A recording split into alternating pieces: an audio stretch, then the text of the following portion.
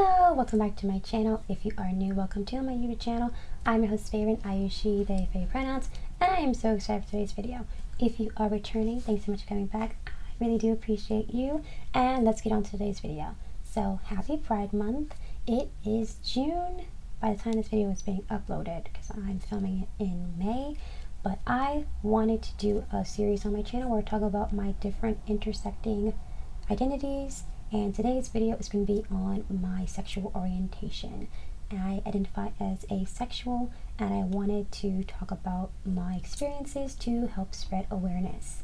And so, before I begin, I do want to say that I am starting this series of videos that are going to be coming out on Tuesdays. My different identities are going to be on Tuesdays, so make sure you hit the bell notifications so you're notified when I upload, especially after you subscribe. And I also have social medias linked down below. I have a TikTok where I post fun videos, an Instagram where I post fun pics, a Twitter where I post fun retweets. I also have a Goodreads where I post fun book reviews, and a Pinterest where I post fun boards, all linked down below. If you want to give me a follow, thank you in advance. And now let's get into today's video. So before I talk about my experience of being asexual, we first need to know what it means to be asexual. So I googled asexual definition LGBT, so I don't get the science definition, because that's my mistake the first time I looked it up, and I was like, that doesn't explain me, so I kind of brushed it off. So I'm going to be using the LGBT version. Asexual. A sexual orientation generally characterized by not feeling sexual attraction or a desire for partnered sexuality. Asexuality is distinct from celibacy, which is the deliberate abstention from sexual activity. Some asexual people do have sex. There are many diverse ways of being asexual. This is by the health.ucdavis.edu website, and I like this definition because it does include celibacy and that some asexuals have sex and that there is a spectrum. So that's why I like that definition. It is the first definition, but when I read it, I liked it, so I'm going with this one for this video. I'm going to be talking about how I first discovered I was asexual, and then I'm going to get into some of the questions that I found online that I could answer to kind of further explain asexuality. So I first discovered I was asexual June 2019, so it'll be 3 years ago this month, again when I'm uploading it. I discovered I was asexual after watching a bunch of YouTube videos on sexuality, and in order to learn more about the LGBTQIA plus community. My sisters wanted to go to Pride, and I wanted to learn about what the identities, what Pride was for, because I didn't even know about these different identities beforehand, or didn't know too much information on them. So I wanted to learn about them, and I wanted to learn about them. So because I wanted to learn about them, I was watching a bunch of YouTube videos on it, and came across asexual, and the definition was very different from the one I first looked up, and I was like, the first one I didn't agree with. The second one I'm intrigued by, so let me watch more videos on it. So I went down a rabbit hole and watched as many videos on other asexual people talking about their experiences on YouTube, and it's like, I relate to their experiences, and so this must mean that I'm asexual. I didn't say anything to anyone because I was like still questioning, and sometimes I kind of just sit with the information for a while before I just go saying, hey, I identify with this, I feel like this, just so that I can kind of feel if the information actually feels true to me. So I kind of just sat on it, but I did buy some rings on eBay because they were like any reason to go shopping. But no, I really like the one I'm wearing. I really wanted to kind of like express my experience kind of like low key. I don't wanted to get them during Pride, but I was like, no, I'm not comfortable doing it right now. So I didn't, and so I went home and I ordered some off of eBay. Now, I got quite a bit of rings from eBay. Almost all these are from eBay.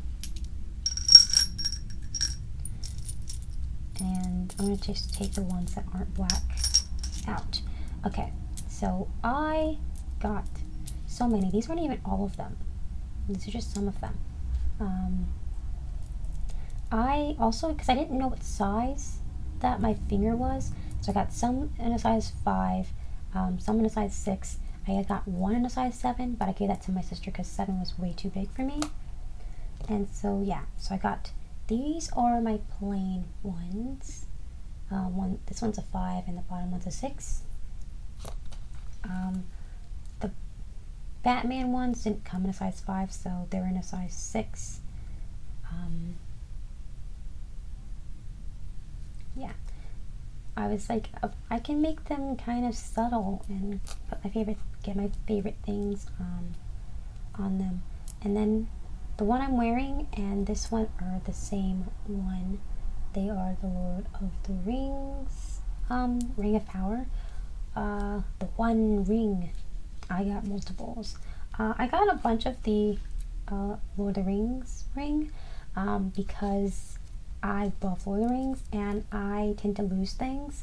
So I wanted to make sure that if I lost one, I can just put on another one right afterwards. And I have kind of turned it into a stem because it is slightly too big for my finger.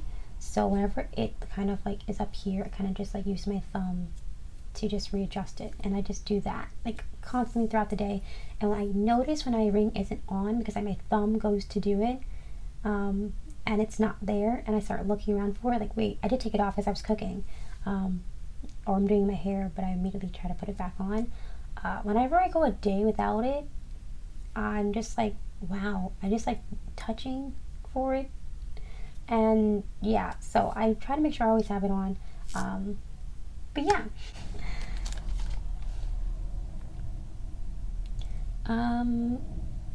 Are aces LGBTQIA+? I always say the whole, like, all that, because I want to make sure that for myself, that I am including myself in this community with the A. Now, when I was first watching YouTube videos on being asexual, I watched videos on like, are aces LGBT? And while the aces were like, yes, we are part of the community, some people said no. And like, I remember one in particular, I don't remember like the actual person, but I remember one video in particular, they were like, if you are trans and asexual, then you're part of the community. Like, you had to be both, fit more than one box if you're asexual in order to be a part of the community. And I was like, I didn't want to like say like that I'm part of the community during that time, because I kind of felt uncomfortable, because I was just kind of discovered this, and I was seeing a lot of negative people saying that no, you're not part of the community because you're asexual, and that's not like, it's a real identity, but it's not special enough to be in the community. Not really in those words, but that's kind of how I interpreted it as, like, you weren't oppressed enough in order to be a part of the community. And so I didn't really go around saying that I was.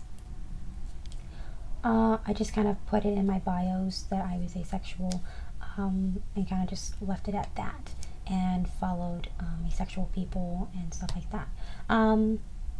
But I want to say that you don't have to fit all of the boxes within the LGBT acronym in order to be LGBTQIA+.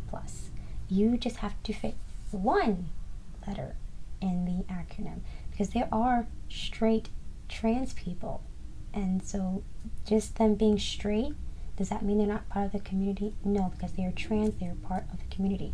and lesbians. They don't also have to be trans in order to fit into the community. They are just lesbians. You don't have to check all of the boxes or be part of multiple parts of the community in order to be a part of the community. And so I just wanted to say that, because I don't really like that there's like a hierarchy. You have to have a lot of oppression and trauma and all these things in order to be a part of the community, because some people don't experience that, and that kind of alienates these people because they don't know if they should be a part of the community. It should be very welcoming to them. And so yeah, that's my take on it. But we're gonna move on. Do you feel asexuality isn't recognized as a real thing? Yes, because I didn't know it was a real thing until I was like in my 20s. And I was like, we learned about asexual in biology class, like when I was in 10th grade.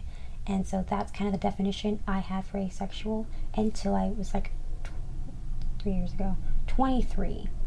That was the definition I had until I was 23 years old. So that was dealing with plants. I am not a plant. So the way people, like, I feel like people are still stuck on 10th grade biology and not learning that humans can also be asexual. I think that because there isn't any like representation, like physical representation, like in media showing asexual people like just existing. I also think people find it hard to wrap their heads around not being sexually attracted to someone, when it's very easy for like a person to be sexually attracted to one person but not another person who fits the same like requirements. That's not a hard concept, but the concept of not being sexually attracted to anyone is so far-fetched that it doesn't exist. If you're not sexually attracted to every single person who fits in your identity, the people you're sexually attracted to, then it's totally possible for people to not be sexually attracted to anyone in general. I feel like that's very simple. If you're not sexually attracted to everyone, it's totally possible to be sexually attracted to no one. But I think they just are stuck on 10th grade biology, and the concept of not being sexually attracted to anyone is unfathomable. Like, can't possibly be true. What is the asexual spectrum? So there are so many different labels for asexual, like micro labels for being asexual, and every time I go on Twitter I learn a new one, and it just makes me so happy that we now have the terminology to express our experiences, and I love that. They're like, the Graysexual is when I first like got into it. When I learned about being asexual, I kind of like put myself in that gray area, because I was like, maybe there was one time that I was and I just don't remember it. So Graysexual is when it's very infrequent or very rare that you experience sexual attraction. There is demisexual, which people kind of think doesn't exist, because it's like, oh yeah, it's like a choice where you choose not to sleep with the person after first meeting them. But no, demisexual is not experiencing sexual attraction until you have formed in a close emotional bond or other kind of bond with a person. And it doesn't mean that you're going to do it with every single person. It's very specific and that's how close the bond has to be. And so that is very different from you being initially sexually attracted to someone but not engaging into that act until you've gotten to know the person. It's very different. But yeah, Graysexual is the big umbrella term for the different times you experience sexual attraction. I don't remember the names of all of them, but there is one where you're only sexually attracted to fictional characters, and that I think would fall under the gray sexual umbrella, because you experience it, but it's not to an actual person, it's to a fictional character.